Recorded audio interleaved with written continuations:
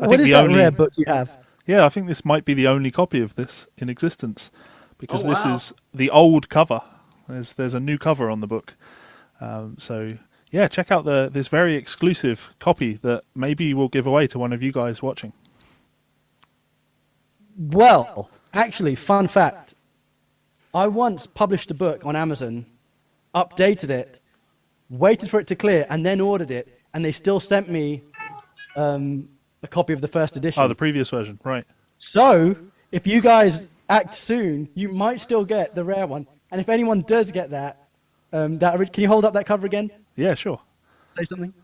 This is the original cover. If anyone does that, get that cover, take a photo and send it to me, and I don't know, we'll sort out a prize or something. But yeah, we'll give you a free book of something else.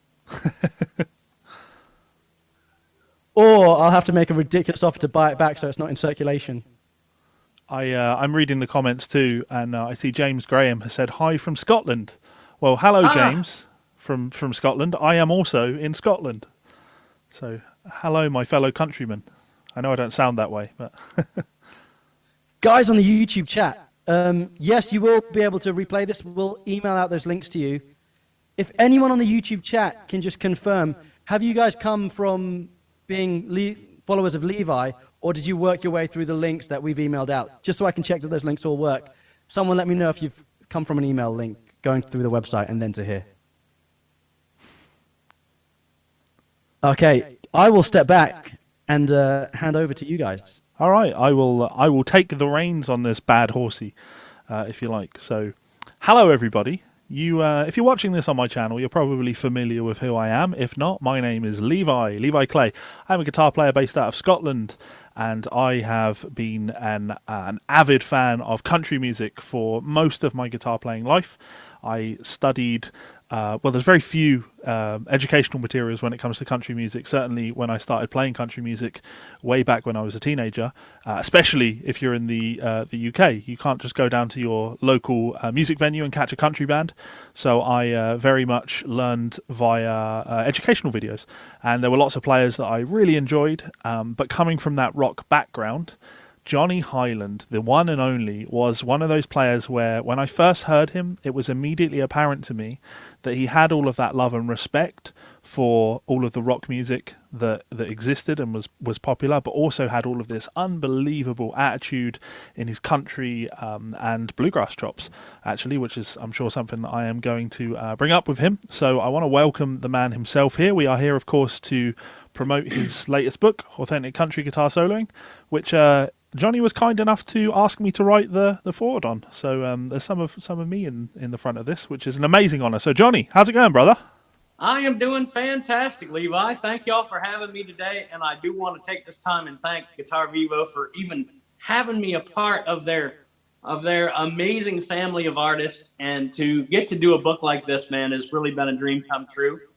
And as I've shared with you, Levi, I'm legally blind, so tablature was never really a big learning thing for me. Sure. And throughout my own artistry, I'm just now realizing how important and how valued it really is. So to be a part of Guitar Vivo now, man, I'm really deeply honored and thrilled to be here today. Well, I guess we can jump on and use that as a kind of springboard to talk about things, because I know that I'm similar to you. Like, obviously, I've made a career from transcribing. From Tab is my business, but I don't want to say I don't see the value in it, but I also see the value in not using it. I also see the value in using your ears. So whether you come to a book like this from that perspective of, oh, I'm gonna get to read all of these tabs, they are all there for you to read. But this book comes with a lot more than that. This book comes with several hours of several is probably an overstatement, actually. I think there's maybe 3 hours of video footage of you, Johnny, walking everybody through the licks. Yes. So it's a masterclass in the truest sense of the word. Well, man, I wanted to give them the full legally blind guy experience, so but really, it would be, I thought it would be best to make it like they were taking a lesson from me in that regard. So, yeah, I guess you're right in the respect that it is kind of like a masterclass, so yeah, very much so. Yeah, cool. So I'm gonna, eventually we are gonna talk about the content in the book. But before we get on to the content in the book, do you want to play something for us, Johnny, so we can make sure that we can hear you and you can impress those lovely Well, listeners? I don't know about. Give us some chops.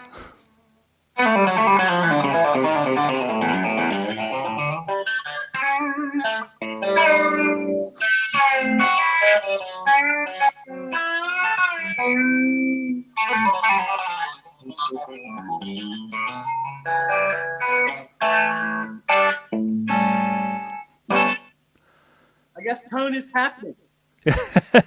My guitar doesn't sound like that when I do it. When I play chords.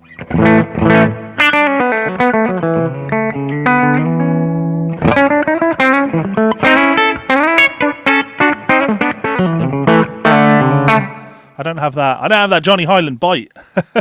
Oh man, it's the pickups in this Kiesel, brother. That's what it is. Yeah, and I'm sure we'll definitely get onto the Kiesel stuff at some point. Anyway, so let's get talking about the book. So the basic concept from sitting and reading through the book is you sat and recorded 5 backing tracks, 5 tracks in different styles, and then you cut solos over each one of those, and then broke down a bunch of the licks in the solos. And I think the thing that when I first got to sit down and read through the book and get a listen to all the material is that it's a wide. It's not just 5 honky tonk tracks. Like there's 5 different styles here that you are likely to play over as a country musician. So I thought it would be a good opportunity for us to talk about each one of those styles briefly, give us a rundown on what they mean to you and some of the basic sounds that you might hear in those sorts of things. So yeah, the country. Let's start with that country shuffle. What's for the uninitiated, Johnny? What's a country shuffle? Well, when I was a little boy, Levi, my grandfather gave me a bag of 8-track tapes when I was just a little fella. And in that bag of tapes was a Ray Price greatest hits. And he was the gentleman that really, really made me a fan of a country shuffle. And, when you hear a country shuffle, it has a very distinct groove. And so your whole licks and approach to the guitar are really at this point not chicken picking. They're more of a kind of a chordal melodic based style of country guitar where you're playing more like, get a little volume here.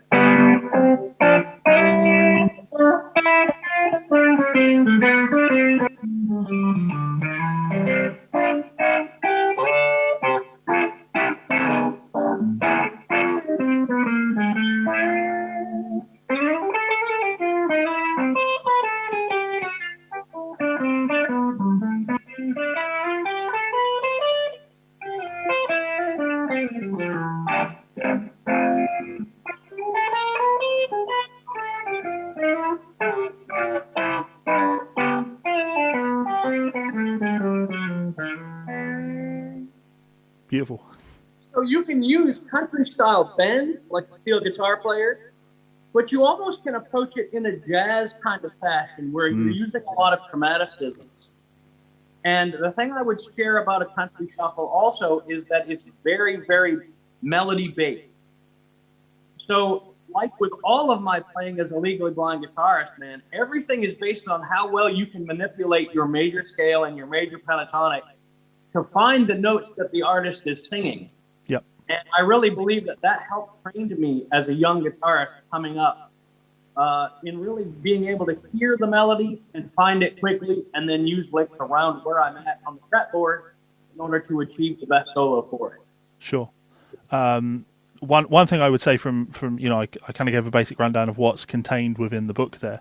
It's probably worth considering that it's not necessarily a method. It doesn't cover your, for example, your octave to octave scale patterns and things like that. Right. So, I mean, this is probably a good opportunity. If I grab my guitar, if I change my camera over so people can see my guitar, if we were to, because you were playing in C there, right? If we jumped up to that C major chord up around the 8th fret, how would you be playing melodies around that C chord form? Like, what is it that you're visualizing? What is it that you're thinking? Well, let me share something with you first, Levi, because we know that our C chord is here in the cowboy chord format, which obviously being a country boy, I got to slide the cowboy chord in there, right?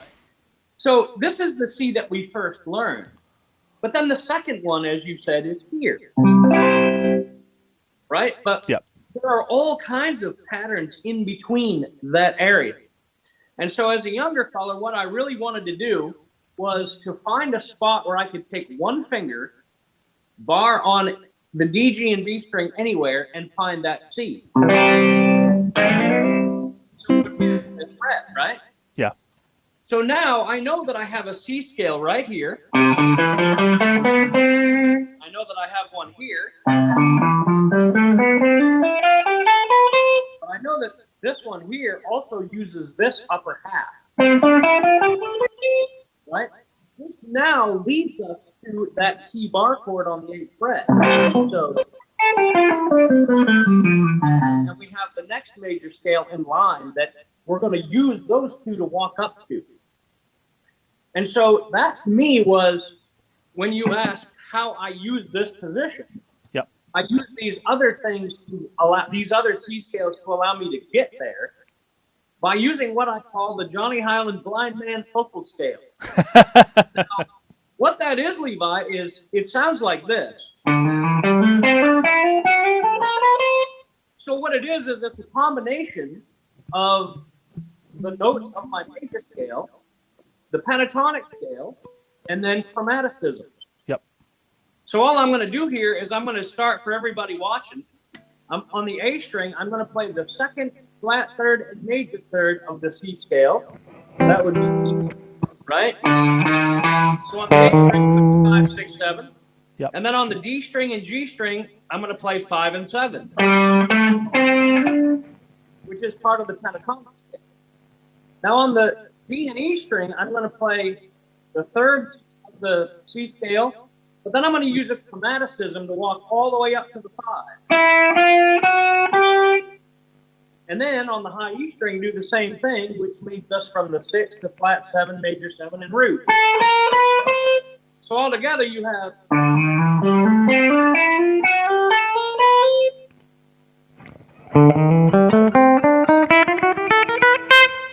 You got it? So now, why would that be so important? Because when I was playing and learning melody, I could go. And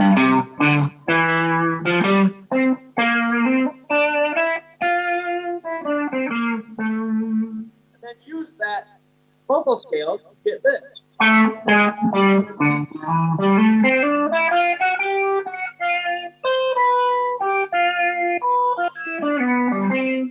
Now I'm going to take that C position here and then walk up to that bar chord that you were talking about. Yep.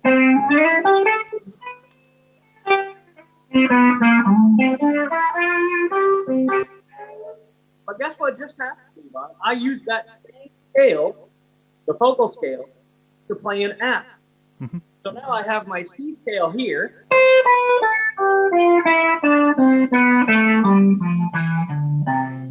And then I can use my F right here and walk up into that. The same. You're playing the same pattern, right? Yeah. Yeah, yeah. When I end that in F, guess what? The third note of my C scale is right here.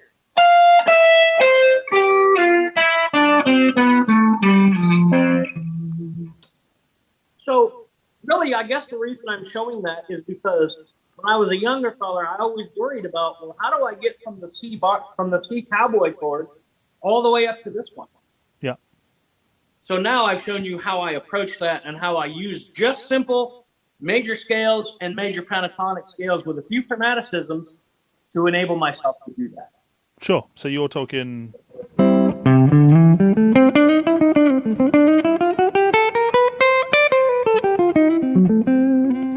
Sure.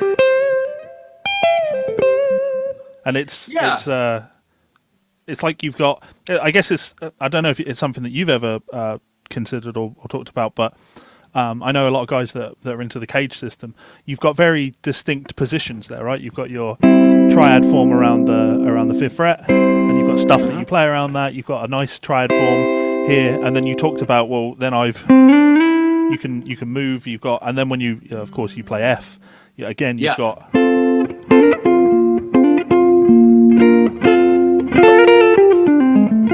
So chords are very important to you and very important to this style, right? Yes. And honestly, man, I think that's really where I learned. I guess you could honestly say, Levi, my jazzy kind of sounding things from country shuffles. Because from just a C, from like a C bar chord, a C7, I can just take this one finger, like there's your 7 chord, and I can use this third finger to just go on the B string right underneath it, and then get to my 4 chord here by using the 9 chord. See? Yeah. So it really helped my blues playing later on as I learned how to do this in country shuffles. Sure. So it really kind of helped me in a lot of other genres as well, and even in jazz, the jazz playing that I've done in my lifetime. But yeah, it enabled me to learn how to move. But believe it or not, Levi, I don't even use the cage system anymore, brother. I actually try to simplify everybody's mind and simply say that melody is the key to everything. But yet, when you know how to find the melody within the major scale, then you actually can put your hands in positions where your favorite licks already lie, and you just have to pull them out. Sure. So simpler is better for me.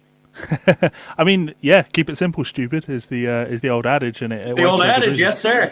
Yeah. So someone said, wants you to explain how to improvise over country solos, like play slow, and I think it's probably it's a really broad question where somebody's looking for a very, very simple answer, but right. I want to see if you'll agree with me on this.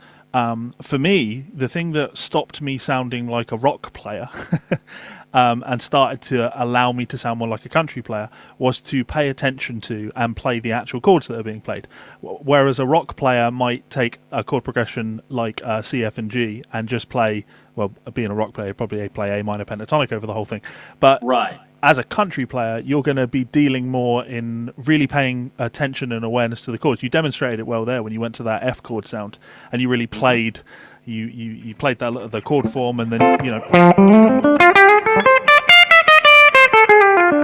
you had all of those notes there available from it, and the chord had changed. I think from a chordal standpoint too, Levi, I think what people have to realize too is chicken picking and country guitar is very percussive sounding, and we have no rock distortion or any kind of big delays to hide behind. Sure. So you have to be very precise in your note choice. Yeah.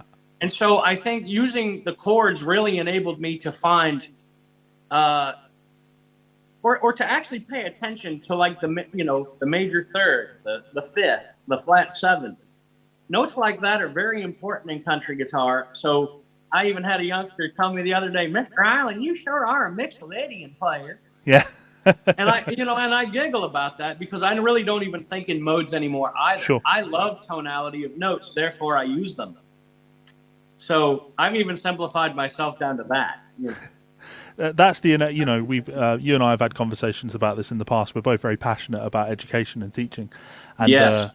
The horrible thing that comes with being a teacher but also a player is that as you're constantly pushing yourself to develop as a player, you inevitably want to let go of all of those shackles that once held you. So you don't think about scales and you don't think about modes and you're not thinking about positions. We can just sort of close our eyes, look up and play the things that we're hearing. And that's a really, really hard thing for a student to get their head around. And of course, something that you can't really be taught. That just comes with experience. Experience, but it is that awareness of sound at all times. You talk about your student saying you're really Mixolydian. Same. That's without me thinking. I don't ever think Mixolydian anymore, but it's just the sound that is so ingrained in my playing. Yes. that anytime there's a 1 chord going to a 4 chord, I'm gonna hit flat sevens over both of them because it's country music. Yeah, exactly, man. But see, that's the thing. When people ask me, where does country guitar come from? How does it differ from blues or from jazz and I think really what we're talking about here is really hitting the whole base of how we think and how we approach country guitar. And it is a little more simplified in the mind, but yet you do have to have the theory knowledge, as you said, in order to be able to find that melody quickly and to utilize it more. Sure. So when it comes to the country shuffle, who else would? Well, obviously every great country artist has country shuffles, but any great tunes spring to mind for you of things that people could go and check out? Oh yeah, goodness. Vince Gill's got a song called "Take Your Memory with You When You Go." Oh man, that's one of my favorites, brother. I love that song. But even as a kid, I like to listen to like Asleep at the Wheel. They did a lot of country shuffles. And I would say anybody from the if you love the Grand Ole Opry and country music, you're going to hear country shuffles. That is just a given. Sure. But I think the man who really started the whole thing was Ray Price, and just a phenomenal artist, and we miss him. Yeah. I've just seen a question pop in here, and someone said, when you're playing and improvising, it's kind of just they may have just tuned in. When you're playing and improvising, do you think in chords and positions or melody, or is it muscle memory combined with a little bit of all three? And I just wanted to jump on that because I know for me, I hate myself when I'm doing it. I'll be playing and I'm like, stop playing that thing. You play that thing all the time because muscle memory is kicking in. How do you feel about muscle memory in your playing? Oh, brother, it's a constant. And, I think the way he asked the question was wonderful because it is thinking about melody first for me, then where my chords are.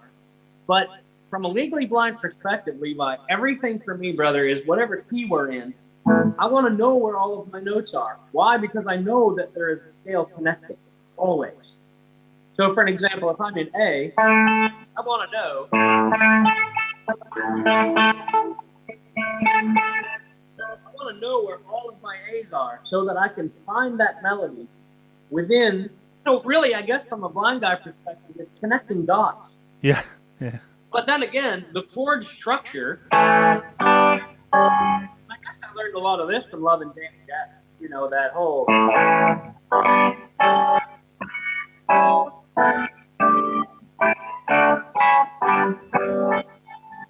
The chordal movement of where you take that melody does have a big impact on how your solo lays out as well.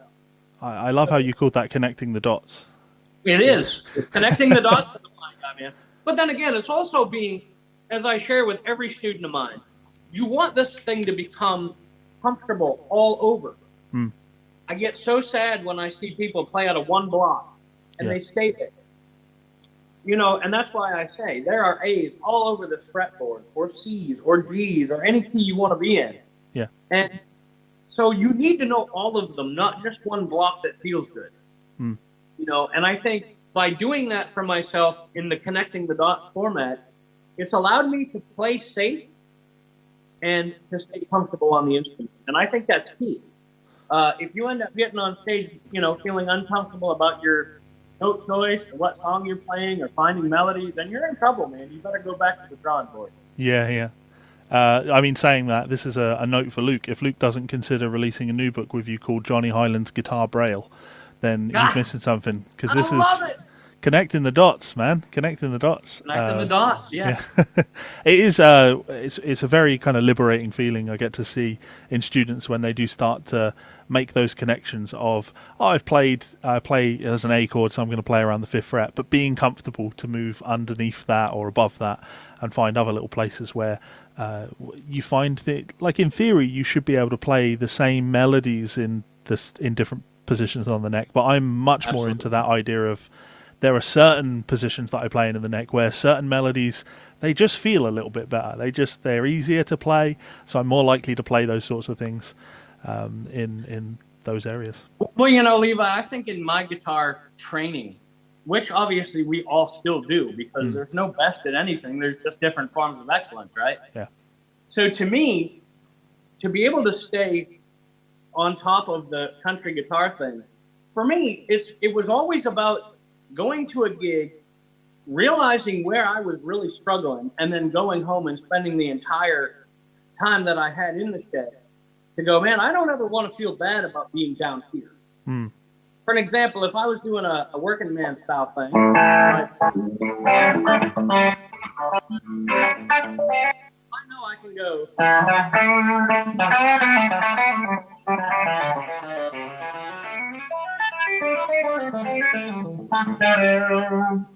go to D here, I have my vocal scale.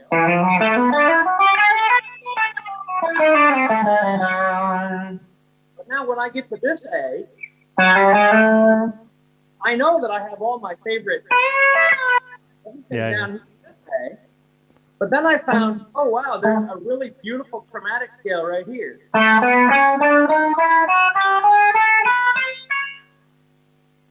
That would enable me to connect, and all it is based on this A scale. Yep. And so when I play my scales, I only connect root to root, so that I know where I am at all times. Sure. Right? But now adding the chromaticisms, then I can either stop at this A or stop on the third, and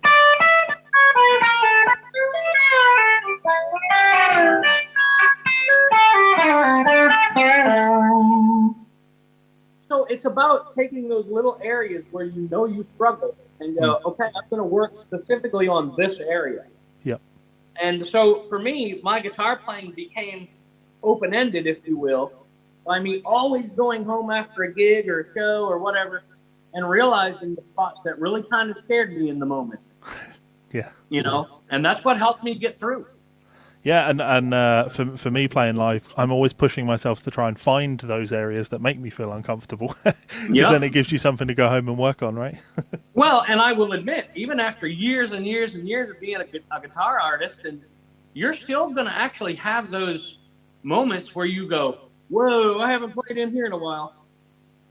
And it just hits you all of a sudden. Oh, this doesn't feel quite nice tonight, you know?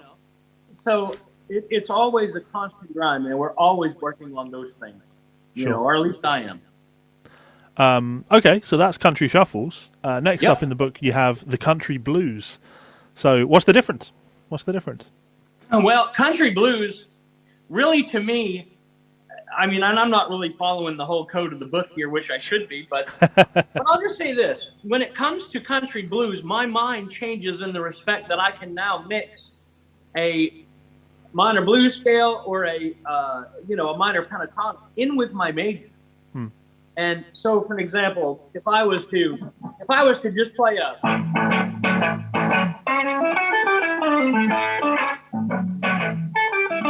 that kind of thing, right? Yep. Well, now if you put a country groove to that, I could still.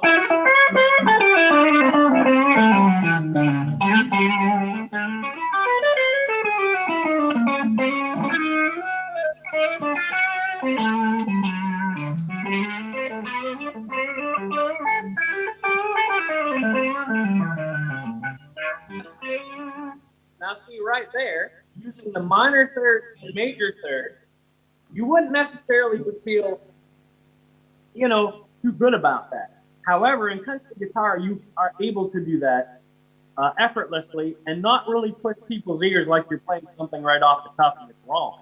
You're not only allowed to, you're expected to. Exactly. But see, I think country blues means that we can start incorporating, a minor pentatonic approach and still add some major things around that and use that in to our advantage. Yeah. So that's definitely something, that's one of the aspects of it right there for sure. One thing I heard you play there that I picked up on immediately, because to me it's that I associate it with Western swing, which we're going to get to. Sure. You're playing around that A, and I heard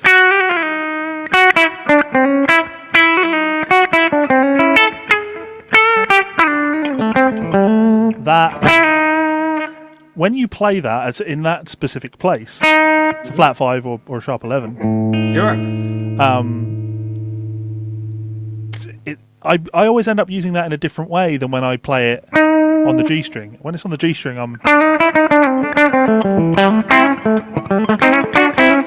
but on the B string,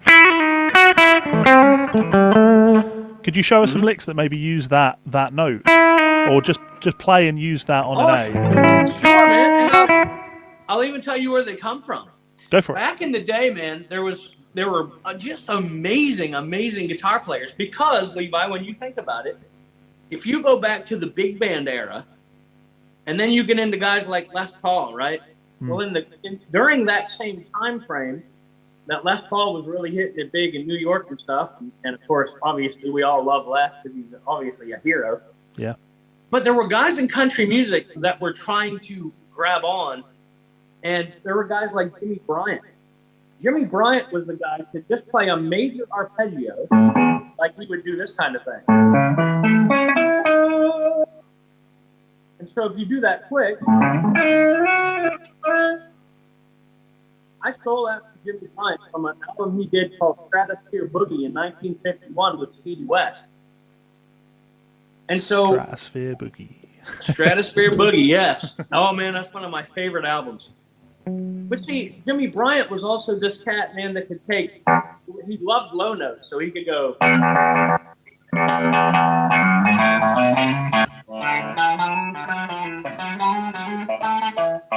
He would play melodies like that. But then he would just stick a.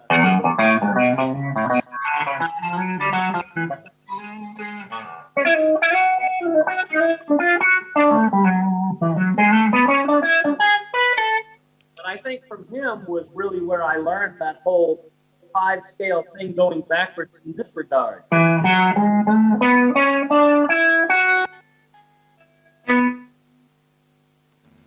Here again, that B note thing. Yep. I'm gonna play along with. I'm gonna copy what you're doing. Go. Right now, take it from the 5 point here.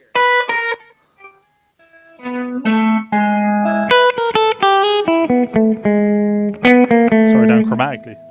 Right. Right. And so, from that perspective, you can actually go, like you've heard guys like Red Bocart do, like.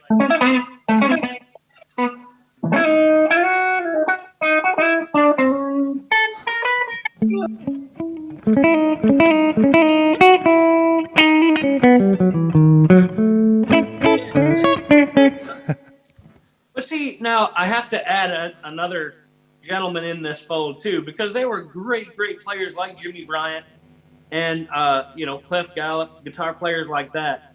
But then, of course, Elvin Chamberlain in the Western Swing thing really brought all this to the forefront even harder. Yeah.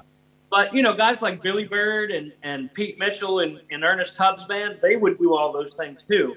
Matter of fact, some of the best guitar playing in country music you'll ever hear is if you go back to like Little Jimmy Dickens, guys like that. They would have twin guitar parts that were phenomenal. Yeah. And it was just.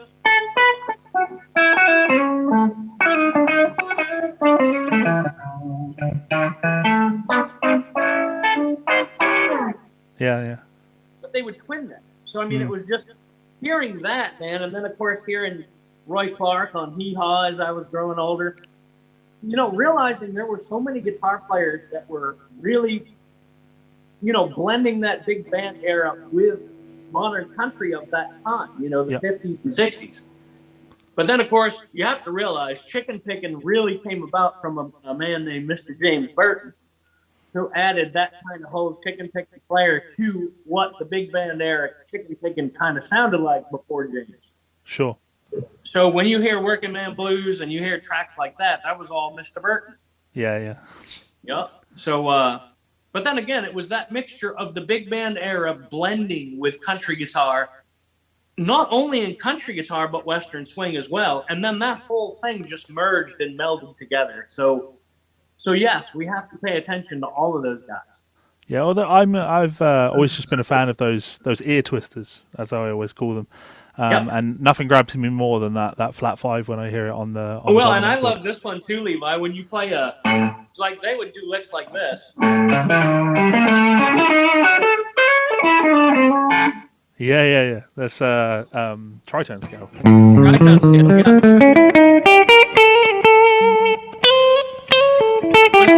yeah.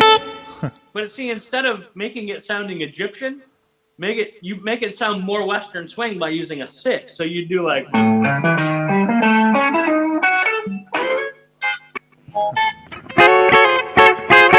Right.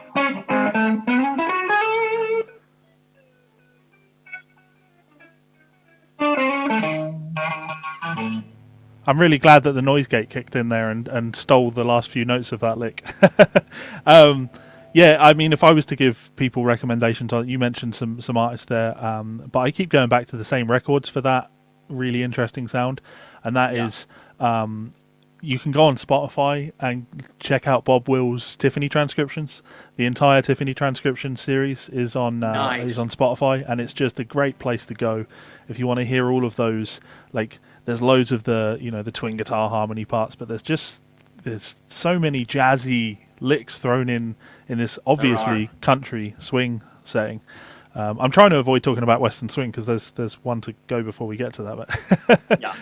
we'll get there. See, but getting back to the blues platform of that, there are touches of the Western swing element in that. So I really wanted to kind of touch upon it because even in amongst your minor pentatonic approach, that's where all of your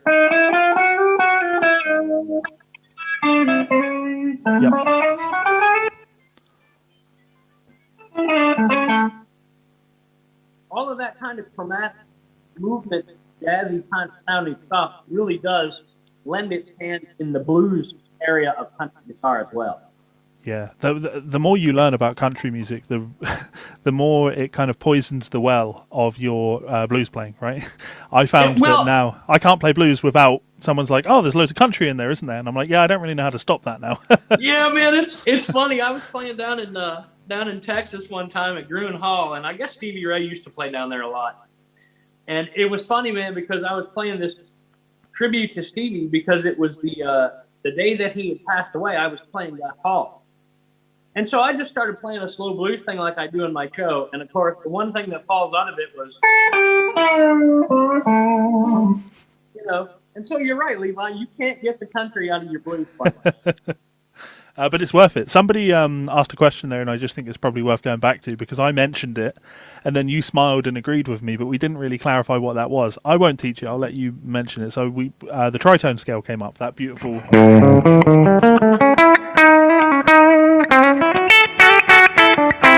So what is that tritone scale?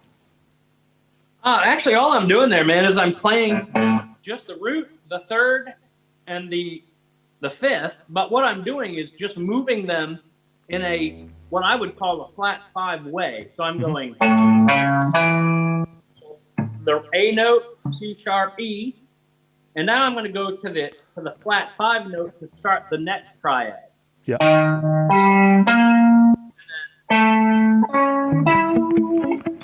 Repeating itself. Yep.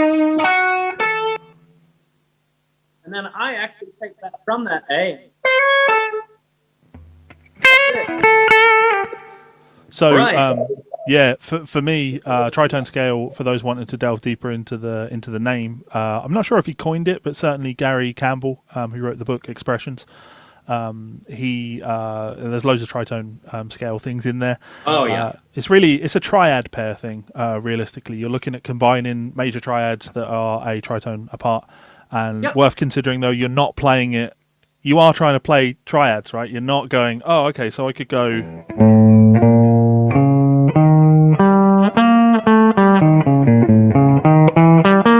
That's technically, I'm playing all the notes there.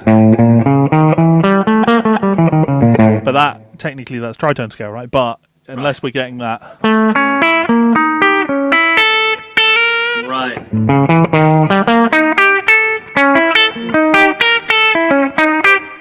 It doesn't sound Hey guys, country, just a quick interjection because we're about halfway. So this is probably when we're going to get peak views. So I do want to say thank you to everyone for tuning in. Thank you for those people that have taken time out of their day to join us before people have to rush off. We'll get that in there. It means a lot to us. Those that have just tuned in and now like, who's this guy? I'm Luke. Hi, Johnny. We've had people ask if you've got original sound turned on your iPad. Do you know how to turn that off? Because we're getting some phase issues with your. You're asking a blind guy, brother. I have no idea.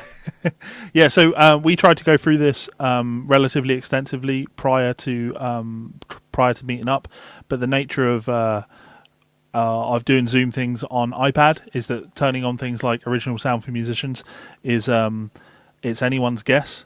And also, when the guy that you're saying, can you find this tiny little button to press, is legally blind, it's a tricky one. So Yes. I'm sure everyone will. No, I sent him a proof of the cover, and he spotted a missing space. Yeah, but see, brother, that's an iPhone 14 Plus where I can zoom way up, buddy. I got Pinch of a finger. So the beating my pride took that day when he spotted a mistake that I got by me. leave it to the I blind cried all guy, night. right? Yep. So don't give me that excuse. Okay, cool. And also everyone in the chat, thank you so much for those people that have said they've already picked up copies of the book. Cool. I tried. I'm going to hold up a copy of the book again just so people can be reminded. Authentic Country Guitar Soloing. If you go and buy yourself a copy right now, right this second, you might be lucky and have them send you this copy of the book. Not this copy. This cover of the book, which is the original cover. The cover has since been changed, so there is still time to get a very limited edition copy of this book with a different cover on it. So go grab yourself a copy. But it's roulette. They'll show you the new cover, but if you order it, you might still get the old one. Yeah. And then you can blackmail me for having the rare one. Yeah, because this, when I was quite surprised when I opened this that it's got Luke and Johnny's nudes inside it. Oh, good gracious. I'd scare everybody off. Listen, we got to sell books one way or another, and the centerfold had to be something special. So that's what we had to go for. I'd rather have the neck of my Kiesel, man, than anything of me in there. That's for sure. Okay, let's move on. Let's talk about honky tonk, because I think this is a sound that a lot of people it's synonymous with country music. You think of country music, you're talking honky tonk. So, what does honky tonk mean to you, Johnny? Brother, you know what? I lived in honky tonks, especially after moving to Nashville in 1996, and it is that cowboy hat, dirty cowboy boots, dusty barroom, atmosphere. And the country music is so real and gritty that it's literally, man, you know how today in these modern times, everybody's wearing in-ears and playing Kemper amps. And back then, man, you threw your tube amp up on the stage, you turned it up and you played. Yeah. So to me, the honky tonk sound, it could be, it could just be something as simple as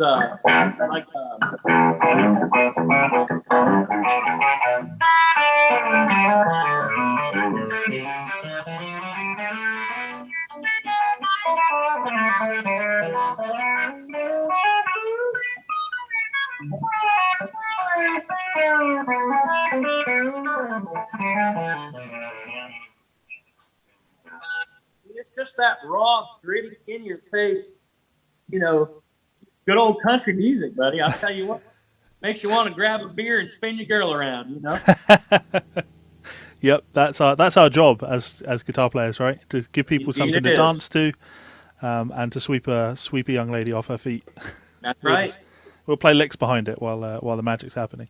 Exactly. You did some pedal steel style bends in there, which obviously is a big part of your sound. Could you give us an insight into that? And more specifically, you're a big fan of bending notes on the G string, right? With notes underneath it. So how could people get into that? Well, I'll tell you what, man, I think what started it off for me was just the love of the instrument, the love of the steel guitar. And so when you would hear something like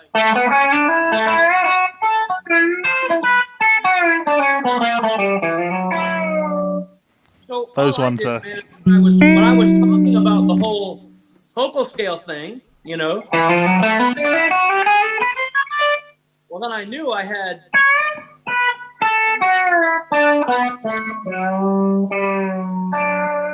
but then I thought, why should I stop there when I can actually go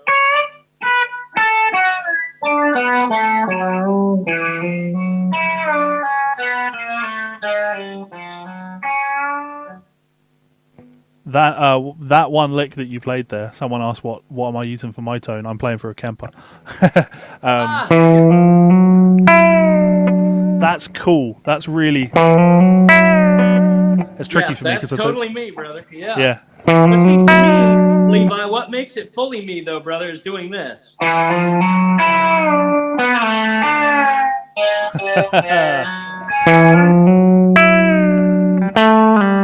Do that again for me.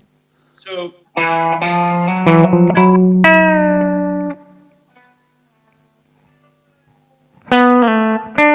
Oh yeah, okay. So another D7 sound.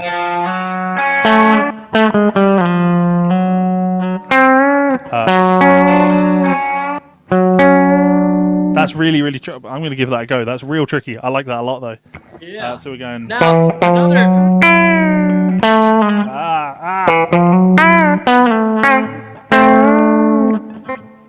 I can't do this. This is. These are opportunities for me. Think of it as a slide, Levi. Think of it like this, brother. Now, from that, slide this next string down. Oh no, I know what I'm supposed to do. But the thing I've always found when I listen to you and your pedal steel influence bends in particular, those ones that you do with notes on the G string, they are so alien to people that are starting to pick up licks. Right. Yep. And then that one in particular, actually. Now, here's the crazy part about that, Levi. You know why that came about, brother? Because I wanted to get to my G. Yeah. Because that's the 4-chorded D. So I would go.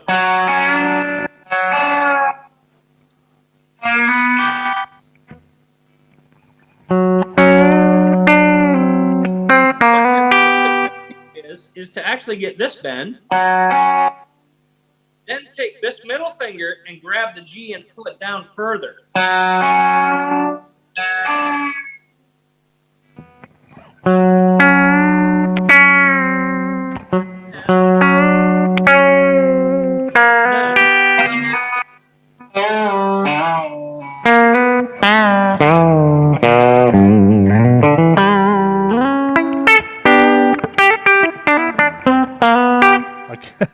See, I thought it would be really cool, man. Now, here's one of the funny reasons behind all these was because in Nashville, and even before Nashville, when obviously I was raised in Maine, and man, I played in a 3-piece band growing up. So, and when you get to Nashville, man, there's always a circumstance where the steel player got stuck in traffic and couldn't make the gig, or little girl got sick, so for me it was like being able to play a standard country solo, like,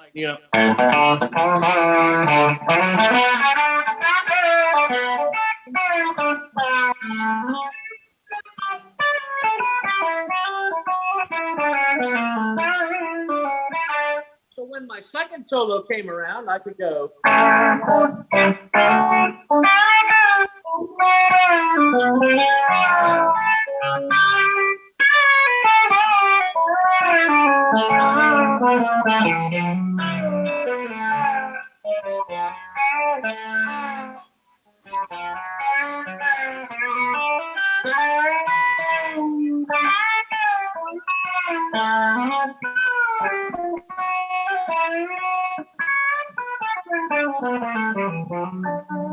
Yeah.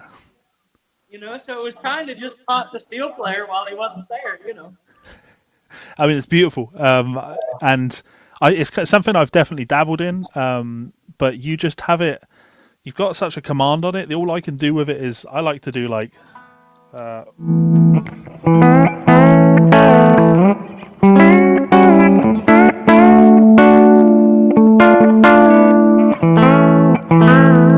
That's about it, and maybe I'm going to make a fool of myself now and try and do one of the Jerry Donahue bends right there. No, can't do it.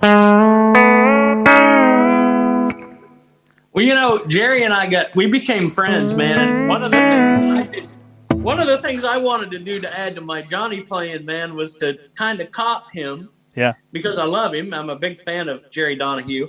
So the one I do is if you're in D, for an example, bar on the second fret here again. Now watch this. When I go to the 4 chord, I'm going to go. Then I'm going to go like this.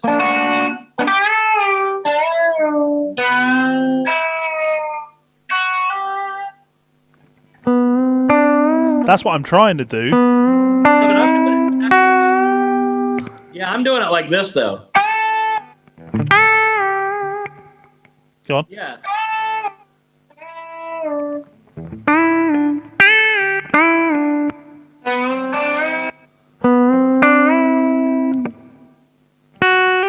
And getting the hammer on at the end. So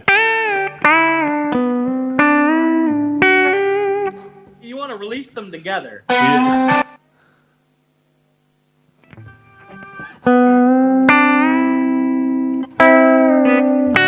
It's so tricky. Yeah, All that hear stuff that. is.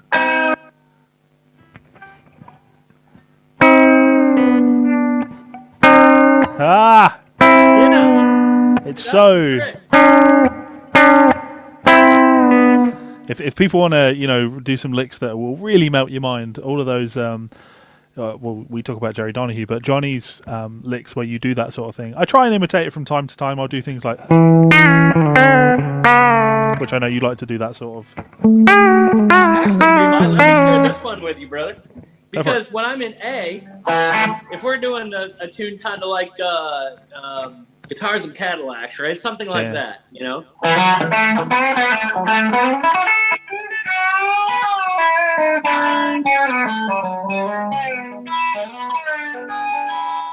here's where it gets fun.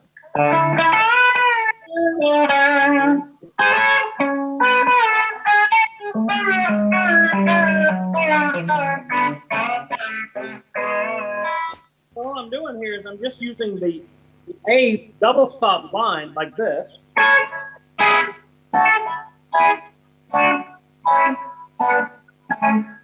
Yep. Just using the double stop scale, but I'm just inverting this note here.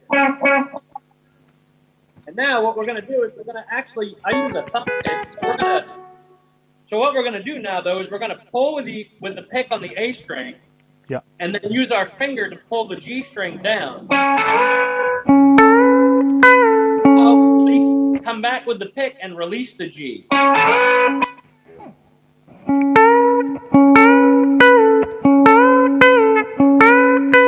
So you've got. I'm just gonna. Sorry, John. I'm just gonna jump in and Luke's pointed out that your intonation is so good, and it really when you compare you doing I understand all of these licks, but when I try to do them, my intonation on those bends, you just have to put so much time into that. Yes. Yes.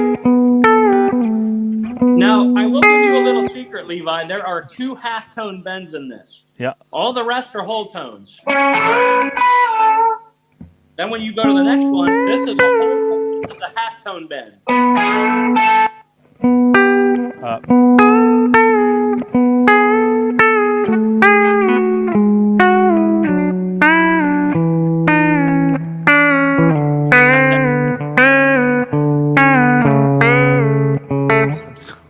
Yeah, so if I play this in total. Here's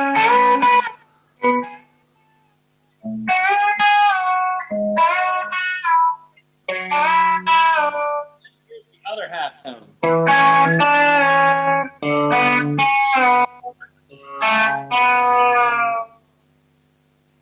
Now, what's so great about this is you can go from A to E or D or wherever else you want to go. So you can go.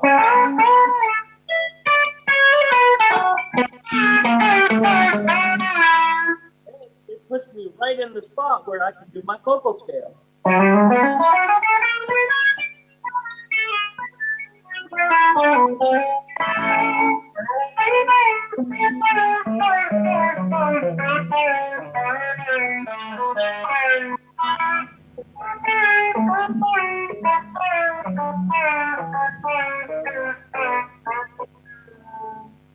Buddy, that's as honky tonk as it gets right there. Yeah.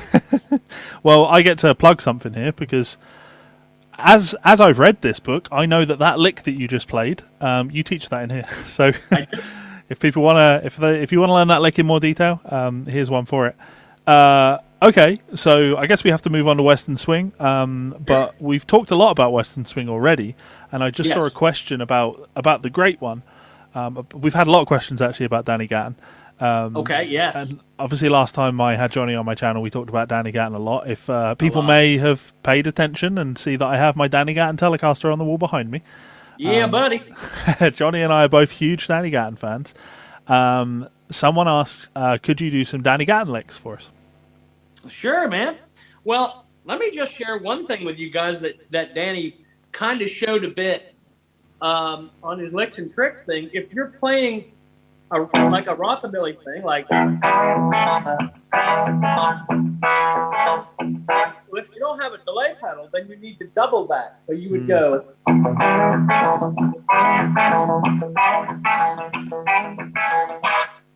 That's one of the Danny tricks that I use. Yeah. So that's a lot of fun. Then, of course, I learned how to do the Fats Domino thing. Now, that's actually pretty tricky. Because you're taking I've got big old fingernails on here, right? Yeah. So I'm pulling these two like that. That's all fingernail pulls. Yep. And I'm walking the bass with the thumb pick. All right? Do that again for us? Yeah, I can do that for you. So I'm going. Actually. I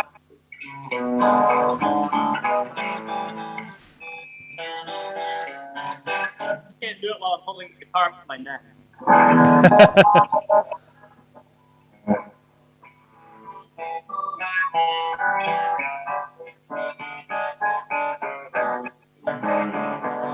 But that was that whole trick, and you're walking the bass with your thumb. Yep.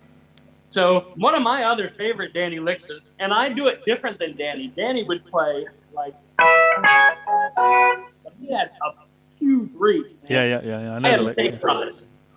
So the way I do it is like this. If I'm using that focal scale position with E on the 9th fret, right? Then what I do is take it in this way. So you can go. Yep. So that's the Gatton. Now, if you go to like the B, you'd have to go that whole kind of thing. So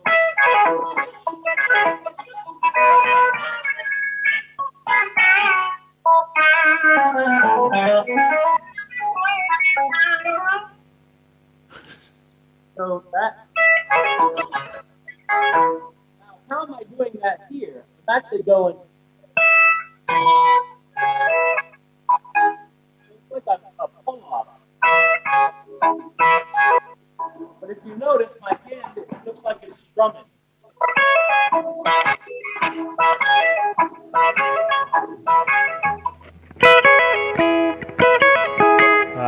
That's quite tricky, actually.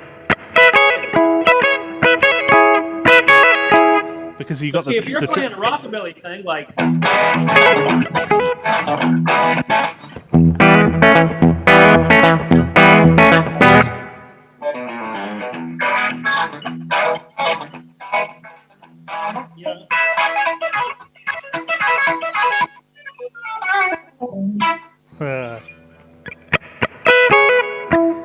The picking on that feels very strange. It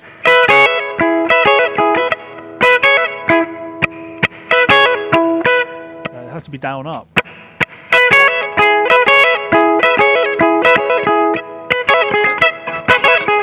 No, can't do that. Yep. Then the other Danny thing that you can do would be to take the E position here and do this.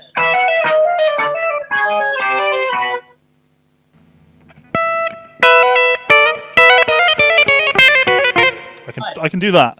Right, so now you can.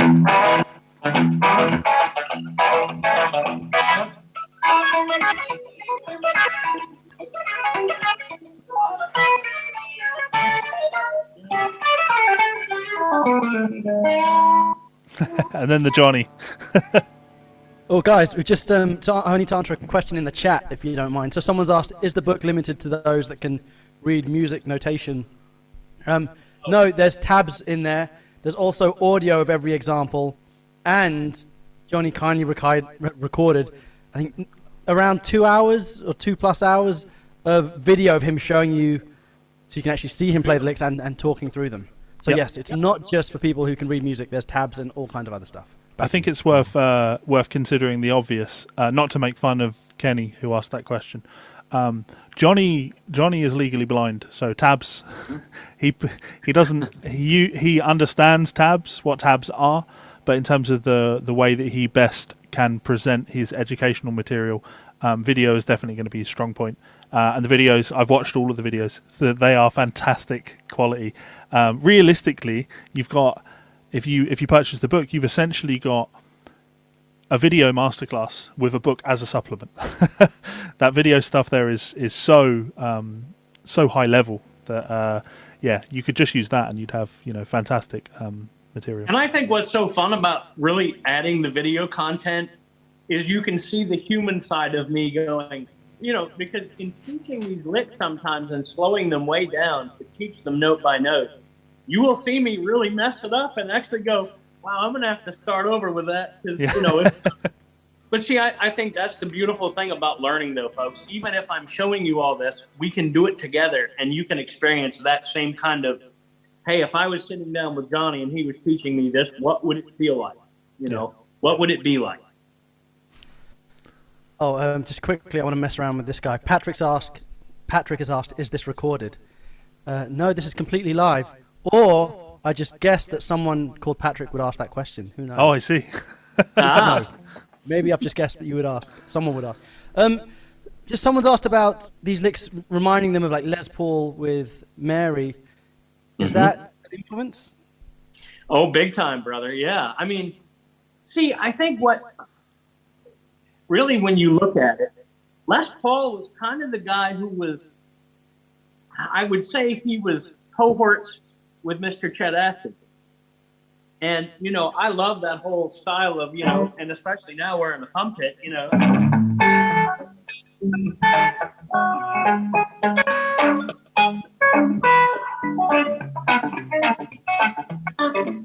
So I think if you take what Les does and mix it with what Chet and Merle Travis did, I don't know if people understand how closely related those folks were as far as really crafting country guitar before James Burton came along and really chickenfied it. Sure. I'll add something to that. We've kind of talked about this before because earlier someone said who's the greatest country picker of all time, and lots of people were like, well, it's Danny Gatton, and I've always been very vocal about the fact that Danny Gatton isn't the greatest country picker of all time because Danny Gatton isn't a country picker in the same way that Les Paul wasn't a country player. It's right. Just he found himself in settings that people would often go, oh, that kind of sounds like country music, but Les, his playing was much more rooted in the jazz and the rockabilly, I would say. He's he's pre-rockabilly, right? But well, and I got to admit, folks, there's a record out there called Chester and Lester. It's a rare find if you can find it. I have a couple of copies myself that I bought at Ernest Tubb Record Shop in Nashville. But if you get a chance to go on Apple Music, I think you can get it there now.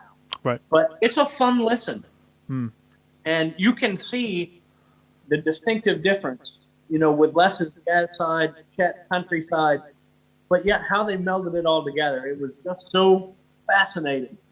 And I still love listening to that to this day. So there was another question I saw, which I have to jump on because someone wanted to know about one of your other potential influences. And they're one of my bigger influences, one of my favorite players.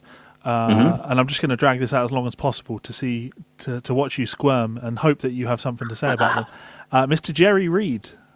Oh my good gracious, brother. Son! Yeah. Jimmy's in the background going, woo! Yeah. I love Jerry Reed. And I'll tell you, I had 2 chances in Nashville to almost meet the man, and it didn't happen. And I'm so bummed about that. Devastating. Yeah, devastating. And I do wear a couple of Jerry Reed shirts, and I love him. I always will. But that whole, Jerry Reed had his own style, and a lot of people don't realize that he wrote a lot of Chet Atkins material. Yeah. He really did. Yeah. But then again, when you take, that's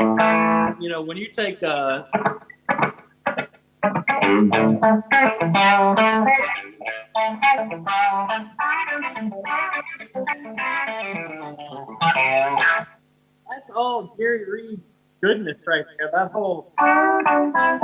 Yeah, sure. realizing that he come up with the whole. Yeah. See, so yeah, I talked a lot off Jerry Reed, man, and I don't swear him anytime, especially when you hear, you know, like. That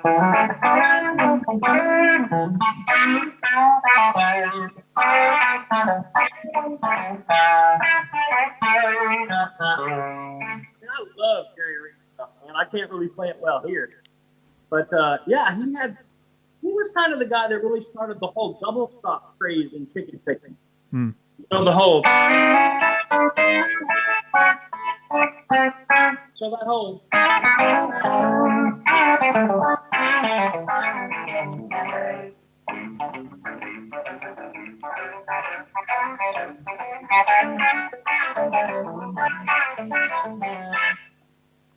That's all Jerry Reed stuff. Yeah. Yeah, no, I couldn't agree more. Like for me, Jerry is somebody that I constantly sing the praises of. I've done videos on hero worship on Jerry's playing, so if you guys want to go and check that out, I've got a Spotify playlist of what I consider to be some of Jerry's best cuts. Unbelievable. He is one of the best ever, and for me, he really is. The thing I always found really disappointing about Jerry's career is that the longer his career went on, the more he was in demand as an entertainer, as a singer, as a TV personality. So his guitar playing kind of takes a bit more of a backseat as his career goes on. And it's not a shame because he is one of the most charismatic performers that you're going to see, and I love very much seeing so. that. But yes, you mentioned he wrote a lot of instrumental tunes for Chet. He is really probably the most underrated guitar player in Nashville history, as far as being what you would refer to as a big artist. Yeah. Obviously Smokey and the Bandit, everything Jerry did in his acting, and then of course you add the vocal songs, Eastbound and Down and a lot of that. Yeah. But his guitar playing, influenced so many people. Yeah, like Brent Mason, Oh yeah, he'll credit Jerry Reed all day long. Yeah. I would encourage anyone if you're up for a challenge, like try and learn Jerry's solo break on like Wabash Cannonball. It's a son of a gun. Yeah. It's it's Alabama Jubilee. Yeah. And for me, actually, of all of his tunes, when people want to ask, what should they check out of Jerry Reed, I always recommend the tune Alabama Wild Man.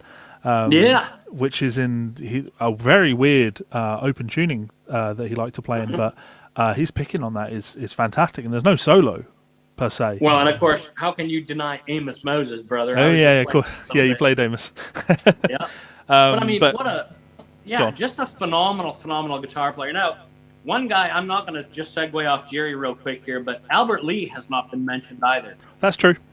And Albert Lee has been one of the biggest guys in my life. So let me just explain to everybody watching. I got into country guitar based on Ricky Skaggs, Vince Gill, Steve Wariner. Those three guys.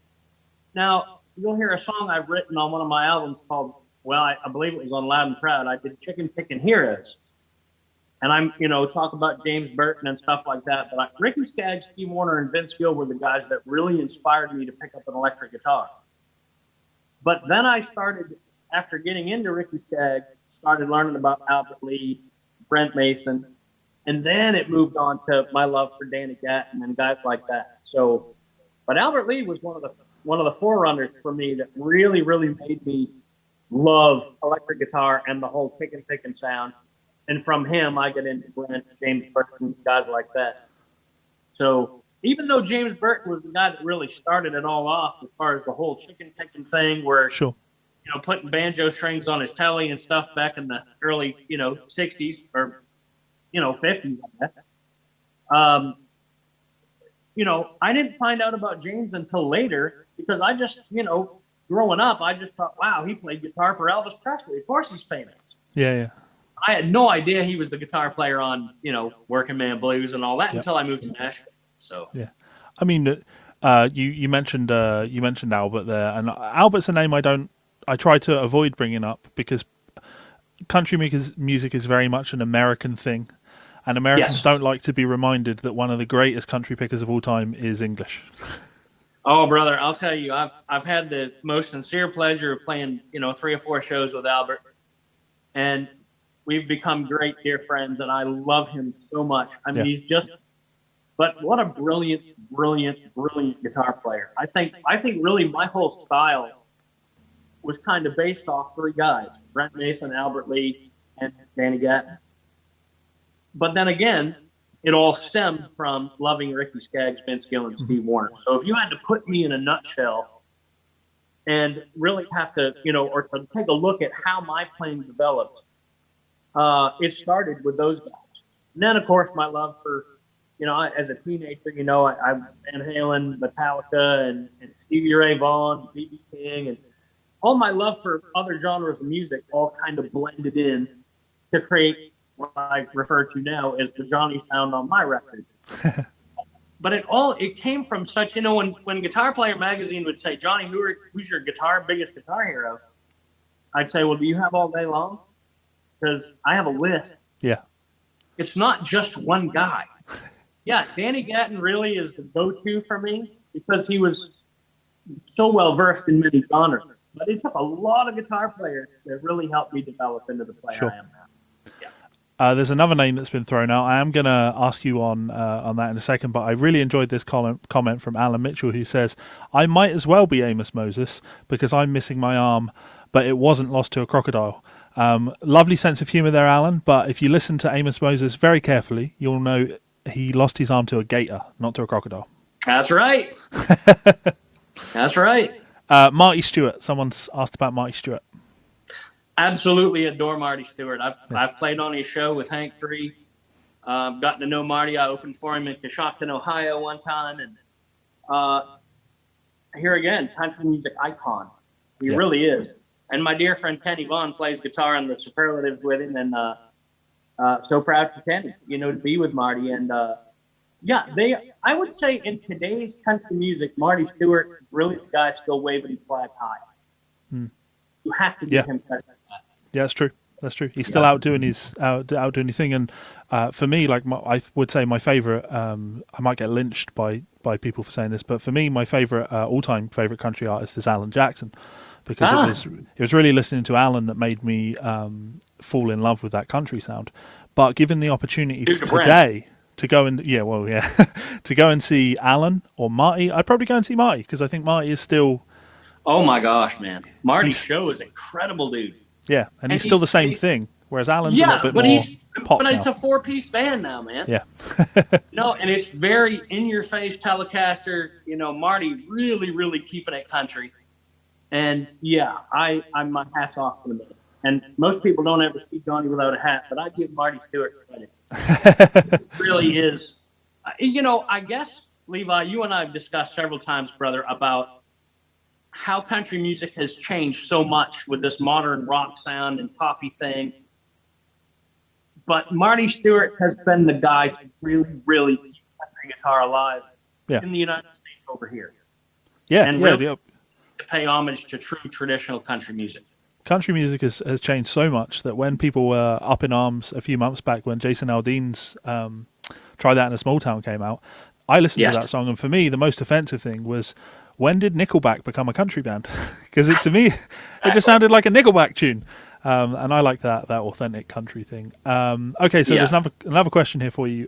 Johnny, what separates the great players from the good players in regards to practice and work ethic? That's a really good question, Forrest. Wow, that is a monster question. Honestly, brother, I would say that part of that has to do with being at the right place at the right time. And what I mean by that is your career jumps as you move to Nashville, be where the music is. And of course I did that, but of course I'm not as big as Marty Stewart or Brad Paisley or any of those guys. But in order for me to be in the guitar realm, I had, and to stay in country music as a chicken picker, yes, I had to go to Nashville. As far as practicing goes, I think you laser focus yourself on your craft and what it is that makes you individualized. Like for example, when Levi were talking about my reverse bends and things that I do, that's what became the Johnny Hiland sound. That's what made me different from Brent Mason or Albert Lee or guys like that. And that's what enabled me to garner their respect and friendship is I was not the guy going, I want to sound just like you. I wanted to stand out and be. So I guess really the most important thing is find your own identity on the instrument and hone that, work that, practice that. And then do the same thing with your tone. Like for an example, my tone is a little bit more gritty than Albert's and Brent's. And of course, I don't just play country in my show. I play blues, I play rock, I play swing, I play all kinds of things. Yeah. But what I'm getting at is I had to find my own identity in tone as much as I did lick placement and choice. So I hope that helps answer your question. It's a great answer, yeah. Someone has asked if you guys could go for a quick... in fact, I'll tell you. Is that Baron? Baron asked, yeah.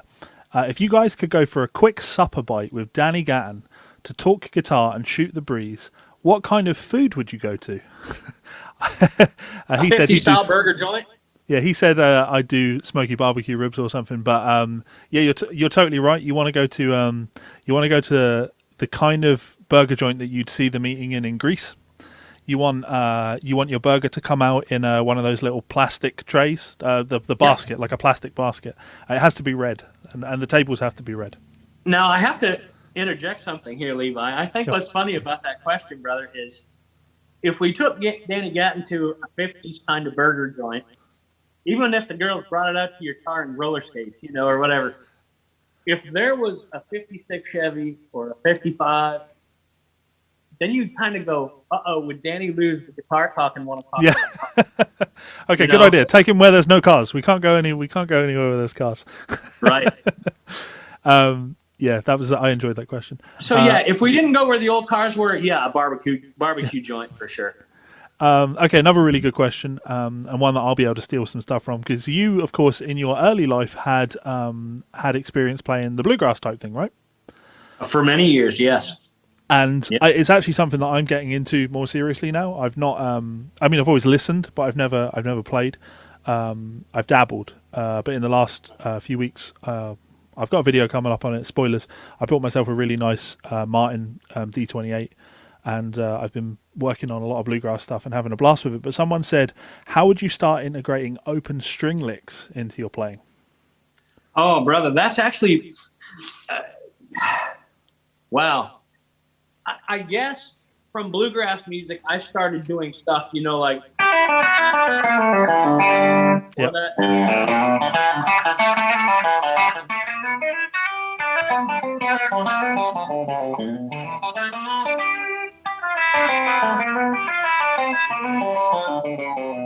There they are. So a lot of that came from bluegrass, in that I could use the G note.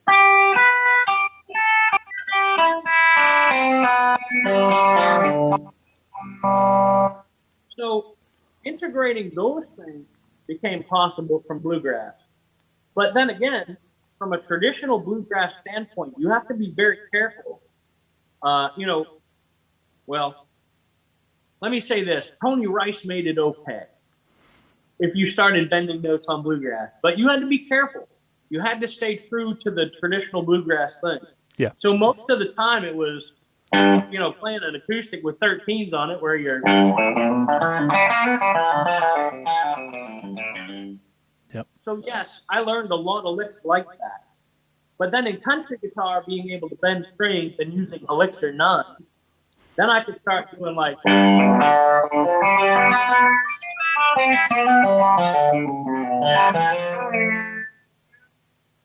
and utilize those for virtually everything. Like, for an example, if I was the E.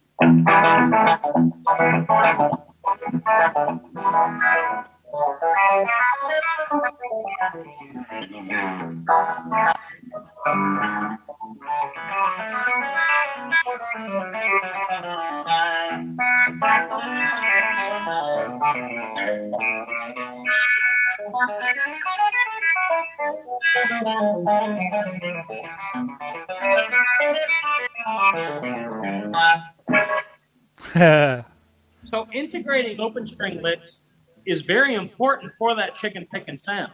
Yep. So yes, you definitely need to dive in, and in the book, hint, hint, there are quite a few. So I There would is- definitely recommend that you grab the book, brother, and go along with the videos and learn them because they are wonderful. I found that, but as I say, open string licks just aren't a huge part of my vocabulary. But the more I play in that bluegrass thing,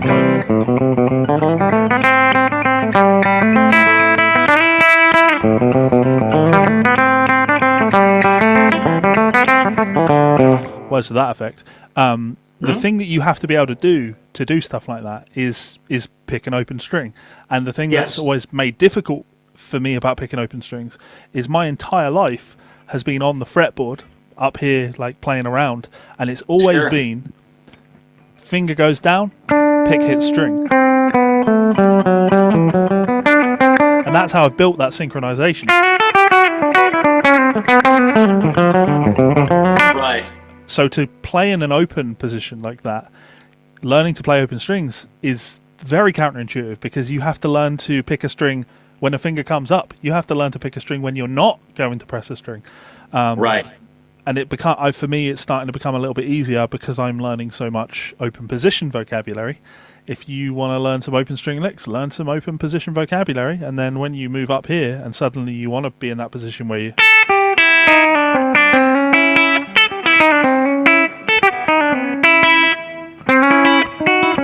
What am I doing here? Those sorts of things. Your body has trained itself to not freak out about having to put your finger down and there be a note there. You just, oh yeah, okay, it's an open string. I think the hardest part of that, Levi, is transitioning from, like if you're in G and you're playing a...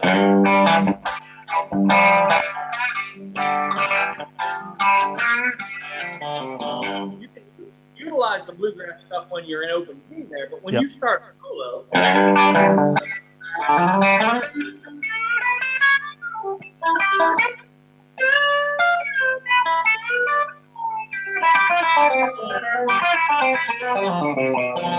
It's very hard to get from a fretted position and then let go of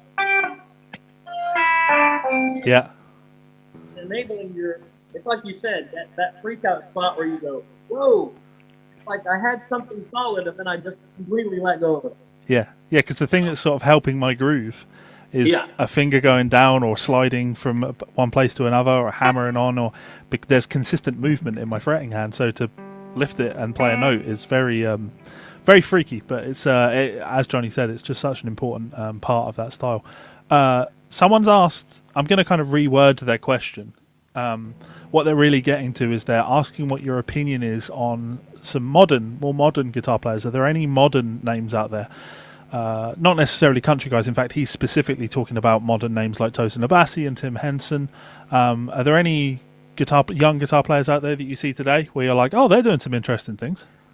Yeah, there's a young boy named Matteo Mancuso. Oh, he's amazing. Oh my goodness, that boy he makes me want to just throw them all in the corner and say, no, never again. Yeah. But then again, I love his multi-genre oriented flavors. He can grab a telly and chicken pick, but his whole forte is that kind of Alan Holdsworth jazz approach. And I love that flexibility in his versatility. I think it's just incredible that he is that well versed. Guthrie Govan today still blows my mind. He's incredible. In the country world, Tom Bukovec's doing a lot of great things these days. But yet, from a very soul perspective, not so much from a country perspective, but a very bratty soul kind of thing. Sure. And like I think he and Guthrie Trapp are doing a record now. But then again, I'd like to hear Book and Jack Pearson do a record together. That would be pretty awesome. There's endless great players out there. But there are endless great players out there. Yeah, brother. Yeah. You're right. Okay, let me grab you another question because there's so many great questions coming in. I'm losing track of them. Actually, one sec. Go for it, Luke. Let me just tap in for a second. Ralph has said something really nice, which was, I really appreciate you guys taking the time to do this. I'm proud that there's so much good educational content coming out of the UK. which is a nice thing to say. On that note, if you guys are in the UK, we've got a couple of live events coming up. One is Frank Gambale and Alex Hutchings doing a Guitar Masterclass weekend. But another great countryish player, Andy Wood, is coming over for a weekend in October. And you can find out about that on guitarvivo.com. Shameless plug over. Andy's a bad boy, man. Yeah. And actually, Andy's a great player. Yes, he is. I like that you said we. Like, I'm nothing to do with these events. Oh, no, we is in the company. Yeah. Guitar Vivo, we. I'll throw out another modern name if people are wanting to look into some modern country players. There's a young chap by the name of Donnie Bell, who I've mentioned to Johnny before. He's the only guy I've seen that can do Scotty Anderson's thing. Yes. And I'm a big Scotty Anderson fan. Me too. So Donnie Bell, I think, has a very promising future because he's outrageously good. So. And there's actually a boy that I helped bring over from Brazil. His name is Matthias Pinteri. And he's in Nashville now. He's really doing well here in the States, and he's just a monster chicken picker. Yeah. Be looking out for him, too. Someone's thrown in Billy String's name, of course. Like, yep. It's hard to avoid. Billy's hotter than a firecracker, man. Yeah. Someone, of course, has thrown out Daniel Donato's name, but I know he's an ex-student Daniel of used yours. to be a student of mine. Yeah. Yep. Right. Proud of that boy. Yeah, he's doing great. All right, let's just quickly talk about the last track. So the last track in the book is the country ballad. Yes. So what does ballad playing mean to you, Johnny? Well, you know what, brother? That means that we can pull out those steel guitar style licks and really focus on melody and bring in that whole steel guitar approach. Now, granted, melody being the first and foremost thing for me, but with a ballad, you can kind of go to that strattier sound and maybe even add a touch more verb, so you can get like so now I'm going to actually use more like a Reggie Young approach.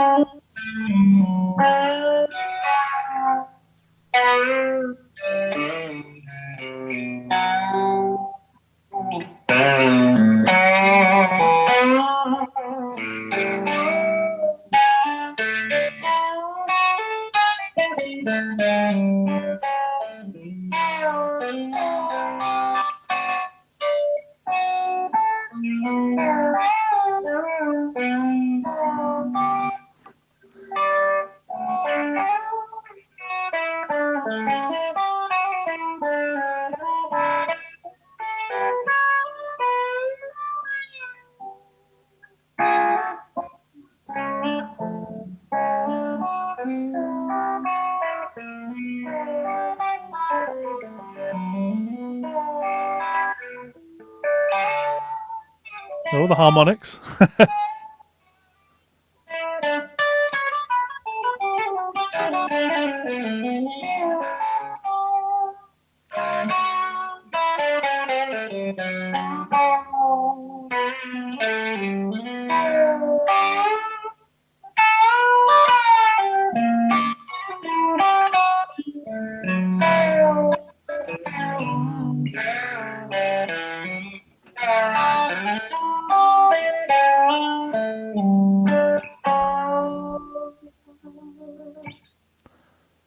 I'm going to do that awkward thing now where I'm going to sit here as though there's a round of applause. I should have a button that I can press where people can hear a round of applause. Beautiful. Someone's asked the question there, what scale is that? And of course, the answer to that is that wasn't a scale. That was chord changes, right? You're playing... Well, no, believe it or not, man, everything that's running through my mind during that is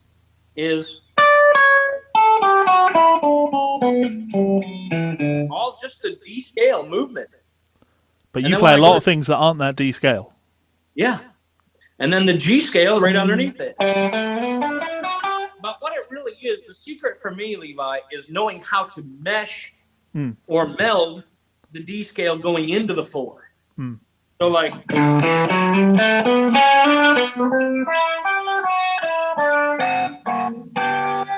Slick. But everything in my mind is based on the scale. Yep. Melody and the key that I was getting at to answer his question is it's not one scale that you played there. You outlined chord changes with different. You're thinking a D major scale, and then you've got your G major when your chord changes. Right. Now, one thing I will share with everybody too, Levi, we talked about my whole blind man focal scale thing, right? I want everybody to know, in playing in a band when I was a kid, a lot of things for me was a three-piece. So I had to cover all of the rhythmic content, all the fills around the vocals, all the solos, everything. So, but if there was a rhythm player that was a singer would get on stage and he'd start playing B here. Well,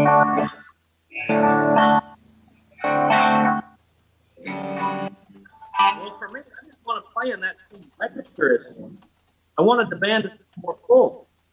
So what I want you to know is from this vocal scale right here, all of the scales that I need in the key of D are right here. Mm-hmm. For an example, I have my 1 chord. I have my 5 scale. My 4 scale. My 6 minor scale. Flat 7. You know, everything I need in the key of D is right here. But also to include the chords. So my 1, my 4, my 5, 6 minor, flat 7, 2, 5, 1. Everything I need for the key of D is right there. I just want to throw a little qualifier in there because people might not, but they might have missed it. Although you played your 1 chord, your 5 chord, and your 4 chord, when you hit that 4 chord, you didn't play like a music theory book is going to say, well, you play Lydian over the 4 chord. You treat it as a major scale built from the root there. And likewise, when you played your chords there, I noticed when you played your 2 chord, you played a major chord rather than a minor chord, because that's likely to come up in a lot of the country music, right? We have especially in a country ballad. Now, sure, if you're in D, then your 2 minors there. Yeah. So it's not. I guess what I'm saying is, I was only playing shapes to simply show that everything was right here. Yeah.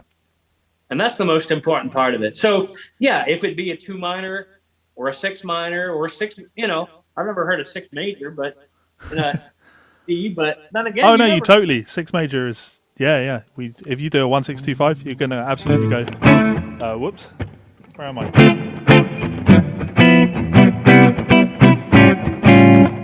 That's definitely Sure.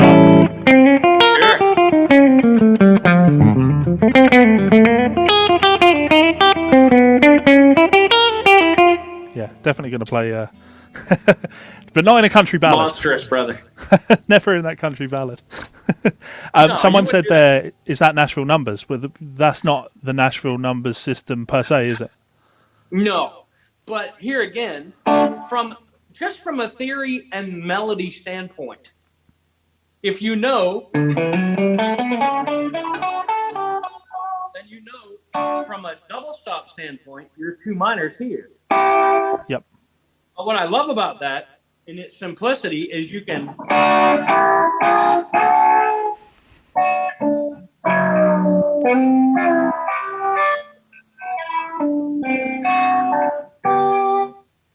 So the chords lend themselves to a blending. Yeah. Or what I call passing tones. Sure. Everything right there is, I fell into it. I didn't have to be taught, this is an easy way to get from your 1 to your 4. It happened. So that's what I'm saying. A lot of the things that I do in my playing were happy accidents from really learning where I could see. To me, the simplistic approach for me is, here's my D, here's my D bar, but guess what? I have this one right in between it. Yep. Which is giving me my focal.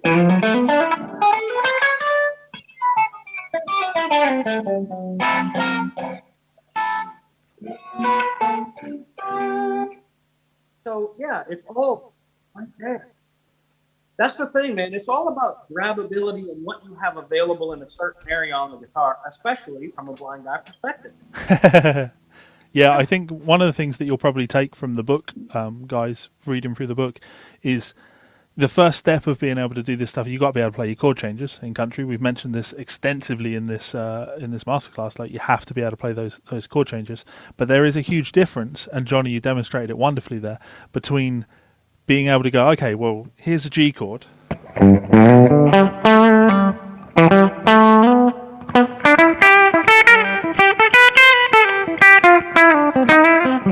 And here's a C chord.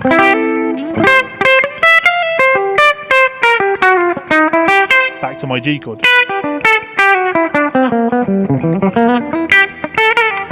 To my D.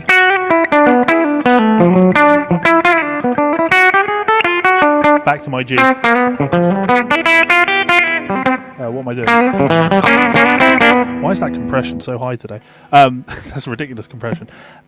There's a difference between being able to do that and then elevate to what you're doing there, Johnny, which is having really, really slick ways of connecting those two things. There's a big difference between here's an idea on G and here's an idea on C versus here's an idea on G and a lovely way that I'm going to transition to that way on C. And that's what sets sets a pro apart from somebody that just dabbles. I sound like I'm dabbling, whereas you play and it's like, you're fluently connecting these things. You're speaking freely over those chord changes. Well, but I think a lot of that too just comes from on-stage experience. You know, I mean, I've certainly found things that really didn't work either, you know. Yeah. And, and then you come home and go, whew, I'll never do that again, Or finding out if you do move your hand down in a certain spot that you go, wow, I'm not going to run into trouble doing what I did tonight again. Because especially when you're in a three-piece band like I was growing up, man, you make a big boo-boo, trust me, it hangs out like a sore thumb. Yeah. Okay, we're starting to wind down, but there was another good question here. Who are some non-guitar players that you listen to or transcribe from that you've adopted into your voice as a player? Oh, man. Well, I would have to give the credit on my end of things to steel guitar players. Mm-hmm. I love Buddy Emmons, and I love Doug Jernigan. And, of course, touching on the... there were a lot of great country albums where a lot of the artists got together. Like, for an example, Asleep at the Wheel did a Bob Wills tribute called Asleep at the Wheel, A Ride with Bob. And then I think they did a second one that was just a Bob Wills tribute. Yep. But there are two albums where Chet, Marty Stewart, Vince Gill, George Strait, Willie Nelson, just a bunch of them, all picked their favorite Bob Wills tunes, and then all the pickers played on them together. Now, granted, Johnny Gimbel, oh, man. Another amazing player on, mandolin, fiddle, whatever he picked up, really. But, yeah, I love listening to the older Western swing stuff and steel guitar players. But then again, I'm not going to lie. I still love, matter of fact, I'm not going to lie to you guys. The other day, I actually went and pulled out an old Helmet record. So, I love still going back and listening to the older rock bands of the day and stuff like that. So I have a lot of influences I pull from. Yeah. But, yeah, from a country standpoint, I love listening to steel guitar. So I'm actually going back and listening to some old Doug Jernigan stuff right now. So I have to say something. I think 3 times you've mentioned Asleep at the Wheel. Of course, a great band. And, of course, the Austin City Limits concert that you can watch on YouTube. Yes. The Telecaster that Ray Benson's playing in that is one of the most beautiful Telecasters I've ever laid eyes on. Yes, sir. Ray's a phenomenal guy, man. And Asleep at the Wheel is, to me, they were the band that really gave Bob Wills his just deserve. Mm-hmm. I mean, obviously, Bob Wills was around years and years ago, but Asleep at the Wheel has carried the torch for us Western swing lovers, and of course, I really believe that from them, we have the Time Jumpers in Nashville too, who are a phenomenal Western swing band that even Vince Gill took part in. Yeah. But yeah, that Western swing element is really huge in country music, and I think, I have to give credit to Asleep at the Wheel for really keeping the whole Bob Wills thing going. Sure. And so I give a lot of credit to Ray and Asleep at the Wheel for sure. And yes, that Telecaster is gorgeous. Yeah, I'm going to throw out mine, the things that I like to transcribe these days. Because about 2 years ago I started playing the piano, and then 18 months ago I started playing the Hammond organ. And, listening to like Danny play with Joey DeFrancesco on it's one of my Relentless. favorite records of all time. Yeah. The more I've learned about playing the organ, the more I hear lots of organ influence in Danny's playing. Like that, the insane one of Danny's. I'm not going to even pretend that I can do it, but where he'll do the repeating note on the bottom. I can't even begin to do it. When you listen to that, what he's doing there is that's a classic organ type thing, where they'll hold down a top note and then hit notes underneath it. So yes, for me currently, stealing little licks from organ players is one that's very exciting. But yeah, there's loads of things that you can learn from that aren't guitar, right? Well, sure, and from a country standpoint too, guys, and obviously getting back to my love of the steel guitar, Vince Gill and Paul Franklin have done 2 albums. The first one was called Bakersfield, where they did a lot of Buck Owens stuff. Mm-hmm. Who I love, Don Rich and Buck Owens, and that early stuff, that Tiger by the Tail, stuff like that. But they have Paul Franklin and Vince Gill just have released a record that is all the music of Ray Price, so a lot of country shuffles. So if you guys take a notion and want some good country listening and something to practice some great country licks to in the shuffle realm, yeah, you need to pick up their new album as well. Of course you do. If Paul Franklin's on it, it's going to be worth listening to. Having said that, you mentioned Don Rich. You could just go and throw on the Buck Owens live at Carnegie Hall, as I do regularly. Yes, me as well. Yeah, those 2 voices together, it's just perfection. Yes. And Roy Nichols. We haven't brought up Roy Nichols in this whole stream. Very true. We were bringing up James Burton about with Merle Haggard, but yeah, Roy Nichols had a big hand.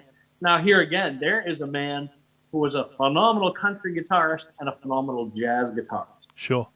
Yeah. So he blended those styles very well. There's another name that I'm seeing here, who you're probably going to want to give a lot of props to. So just a side note is what I'm reading. Just a side note, Johnny, let's not forget your wife, Kimmy. She's an awesome lady and a huge support for all of us. Well, I appreciate you guys bringing that up. I mean, I certainly had full intention of doing that before this was, but my darling wife enables me to live my dream every day. Yeah. I have the most beautiful, supportive wife on this planet, and I give every ounce of love and kudos to her, because without her support, I would not even still be a guitar player anymore. I would probably have given it up if it weren't for her. So she has really been a shining light to me in my life, not only as my wife, but as someone who took on marrying a handicapped fella, and she's done such an amazing job with me. And then to love country music the way she does. Little hint to everybody out there. One of the first dates I took Kimmy on was, we went to the Cracker Barrel one time, and she could sit there and go, "Oh, Webb Pierce, 1954, recorded at RCA Studio B." That's how good Kimmy is when it comes to old country music. She's phenomenal. How long have you been together? She actually came and watched me play at Robert's Western World with the Don Kelly Band. And Wow. I just thought she was friends with all the other bandmates. I was kind of the new guy taking Red Bocart's place, and he went out with Haggard. And 3 years later, a little bird told me that she was in love with me, and wow, 3 dates, buddy. She was the fisherman. She had me hook, line, and sinker. So, yeah, a phenomenal lady. I married a Virginia girl, and now we're back here in Chatham, and loving and enjoying life. So I love her to death. We've got a few comments about her here. I'll just read them out because that'd be nice. I met Johnny, Kimmy, and their son at the Philadelphia Guitar Show several years ago, and they took my son Kyle, who's autistic, under their wing and let him hang out with them. They are the kindest. Kimmy's amazing. This is from Ralph. Kimmy's amazing. Love her great sense of humor. She's one of the nicest humans alive. Man, this sounds like you've really got a special one there. I think you missed my question. How long have you been together? Actually, next April will be 19 years, and when I actually turn 50 in 25, we will have been married 20 years. Oh, amazing. Congratulations. Yeah, thanks, man. She's She is the biggest blessing that God has blessed my life with, man. I mean that wholeheartedly. But you know, we love all of the same things. We love good old country music, and so I'm just so grateful to her for everything she does for me. She is a massive blessing, and I am, even after 20 years, I'm in love with her more now than I was when I first met her. Well, and also I have to back thank there her going, because ow. I have to thank her because she saved the day and took the photo for the cover of the book. Indeed, she did. Yep. So full credit to her for that. Yeah, she's a sweetheart. I think that's our time. So I'll just quickly say thank you to everyone who's tuned in. Thank you, Levi, for welcoming us on your channel and hosting this event. And Johnny, obviously, thank you so much for coming and being so open and sharing this, your wisdom with us. It really means a lot to us. And again, we're only able to do this because you guys in the chat have supported the book. We've had so many of you commenting saying that you've got it. Thank you all so much. In closing, Levi, is there anything you want to say? Do you want to? You know the book better than me. Can you give it one last plug on my behalf? I would like to think that you probably know it better than me because you are involved in the writing of it. I've just read it. You've read it more recently than me. That's true, I guess. I'm going to read the back, right? So it says you'll get 5 full solos to learn as part of the book, tons of sizzling licks to add to your vocabulary, audio of every single example, bonus video masterclass and demonstrations, and guitar profiles for an upgraded practice experience. So Johnny Hiland's authentic country guitar soloing. Go and buy a copy to support a wonderful man. Johnny really is the greatest, and I love him dearly. It was very kind of him to ask me to write a foreword for the book. Myself, I'm honored, very much, brother. they were blown off. So go and buy a copy and support Johnny and Kimmy because we want them around doing their thing for forever. Well, brother, I thank you so much for that, and I actually want to take this time and thank you, Luke, for being so patient with me, brother, and kind during this process. It's been quite a process for a legally blind guy to do this. But then again, I'm so grateful to find a new avenue in the realm of guitar learning that I was really kind of unaware of. So this opportunity means the world to me. And I do thank you, man, for staying in touch with me and always checking in on me. And of course, Levi, you're a brother. I really do love you, man. And I really thank you for helping to keep the traditional form of country guitar alive today. It means the world to me that you do that. And you know, becoming a friend to you, man, it's been a joy that we've had a chance to work on this project together. And for you to write the forward, thank you so much for doing this, brother. And you're very welcome. I do want to thank my sweet darling wife, Kimmy, again. I want to thank the good Lord for the gift of music. I really do. But I also want to thank my great folks at Kiesel Guitars and Fat Jimmy Amps, all my endorsers out there, Elixir Strings. You know, because without them, I would not be the artist I am today. And I also want to thank each and every one of you for buying this book, supporting us, and that includes, you know, Luke and all the folks at Guitar Vivo. You know, I'm not going to say that you just need to buy my book. You need to buy them all. Guitar Vivo catalog. But someone's commented. I'm so grateful to each and every one of you. I couldn't be the artist I am today without your support. So thanks to each and every one of you out there for tuning in and for buying my book. So, someone's commented and said just how humble you are. Yeah, you're thanking me for doing this. I've got your DVDs over there. I've got your book. So this has been an absolute honor for me to have like my little stamp on one of your offerings to the musical world. So you don't have to thank me. This has been my pleasure completely. Whoa, hold on, guys. No, you ain't got you don't. that on me. Well, you just tell everyone hi, baby. Hey, y'all. That's Kimiko. Yep. Is there anything people need to look out for music-wise or where they can find more information on you, Johnny? Yes, I actually, first of all, I want everybody to know johnnyhiland.net is still up. My website's still around, but my dear brother who designed the website for me passed on of a heart attack.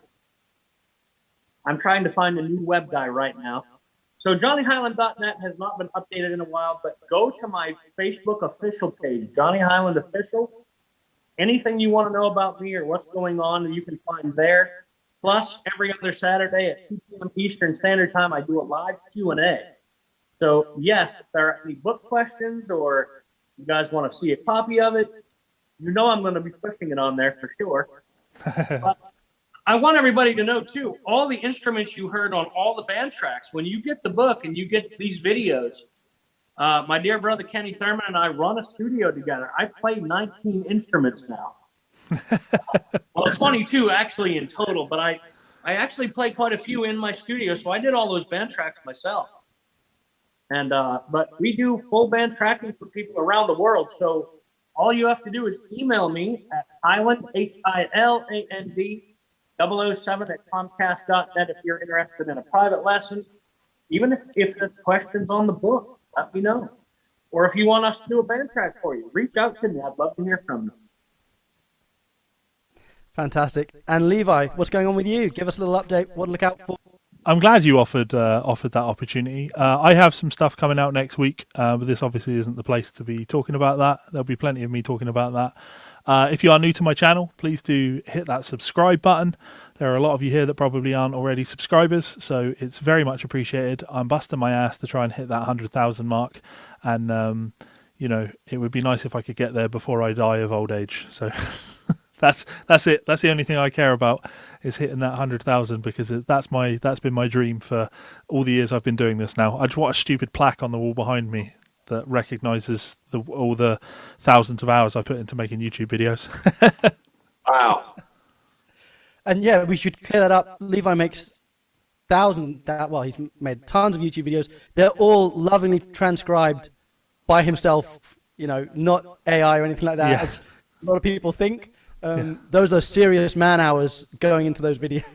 Indeed. My credit to you, brother. That's awesome. I'm a nerd, what can I say? All right, we'll leave it there. There's only one other thing to say in the sign-off, that because of the audio problems, we might take this down. I don't know if Levi's going to want to leave this on his channel.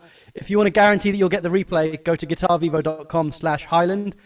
Put your email in there. We'll email out a replay to everyone, and we can talk about if we can improve this quality or something another time, and we'll fix that in post.